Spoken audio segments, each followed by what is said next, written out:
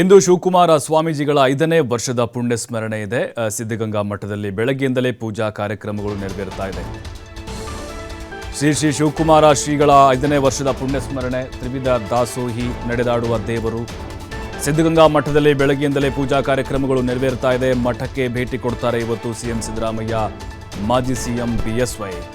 ಬೆಳಗ್ಗೆ 10:30ಕ್ಕೆ ಸಿದ್ಧಗಂಗಾ ಮಠಕ್ಕೆ ಸಿದ್ದರಾಮಯ್ಯನವರು ಆಗಮಿಸಲಿದ್ದಾರೆ.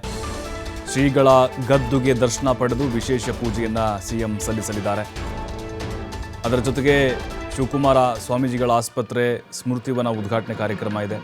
ಒಂದೇ ವೇದಿಕೆಯಲ್ಲಿ ಸಿದ್ದರಾಮಯ್ಯರು ಮತ್ತು ಯಡಿಯೂರಪ್ಪನವರು ಕಾಣಿಸಿಕೊಳ್ತಾ ಇದ್ದಾರೆ. ಕಾರ್ಯಕ್ರಮಕ್ಕೆ ಸುಮಾರು 1 ಲಕ್ಷಕ್ಕೂ ಅಧಿಕ ಭಕ್ತರು ಸೇರುವಂತಹ ನಿರೀಕ್ಷೆ ಇದೆ.